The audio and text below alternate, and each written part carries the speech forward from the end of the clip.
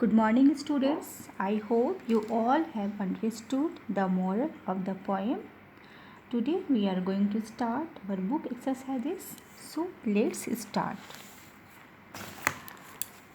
क निम्नलिखित प्रश्नों के उत्तर लिखो। पहला, चांद अपनी माँ से क्या हट करता है? इसका उत्तर इस प्रकार है। चांद अपनी माँ से झिंगोला सिलवाने की हट करता है। दूसरा प्रश्न है, चांद अपनी यात्रा किस तरह पूरा करता है?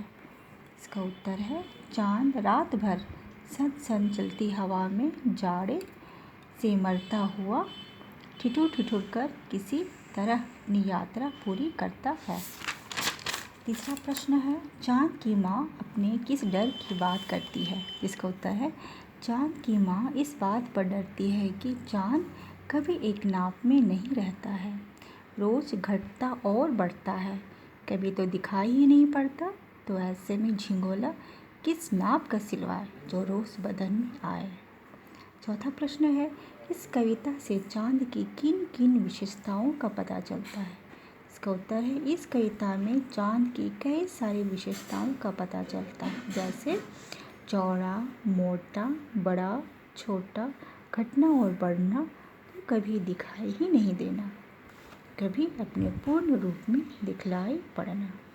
बच्चों, जिस प्रकार मैंने इस प्रश्न का उत्तर लिखा है, बिल्कुल इसी प्रकार से अपने प्रश्न का उत्तर अपने स्कूल की हिंदी की कॉपी में लिखकर पूरा करना और उसे फिर याद भी कर लेना। अब हम लोग अगला एक्सरसाइज देखेंगे। ख, कविता की अधूरी पंक्तियाँ पूरी करो। पहला, आसमान का सफ़र और यह मौसम है जाड़े का, न हो अगर तो ला दो कुर्ता ही कोई भाड़े का। दूसरा है, जाड़े की बात तो ठीक है पर मैं तो डरती हूँ, एक नाप में कभी नहीं मैं तुझको देखा करती हूँ। इस तरह से इस अधूरी पंक्तियों को पूरा करना है।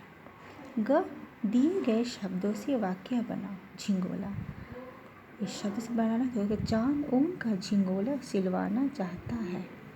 दूसरा है, कुशल कुशल मंगल की कामना करना चाहिए। ठीक है, इस प्रकार से ये दोनों वाक्य कंप्लीट कर लेना। घ है, सही उत्तर चुनो। पहला, चांद ऊन का ये तीनों में से चुनना है, तो झिंगोला झिंगोला सिलवाना चाहता है, जिस प्रकार मैंने भरा वैसे भर लेना है। दूसरा है, चांद की माँ को वह किस तरह का नज़र नहीं आता, तो घटते बढ़ते नाप का। तीसरा है, चांद की विशेषता है घटते बढ़ते रहने, इस प्रकार इन्हें टिक करना है।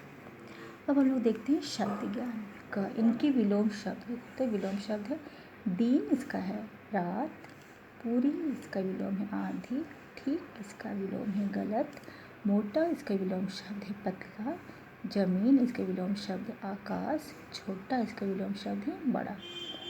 अब हम लोग आते हैं दूसरा, वर्ण विच्छेद करना। ये जो वर्ण, ये जो शब्द है, इनका वर्णों को अलग अलग करना है।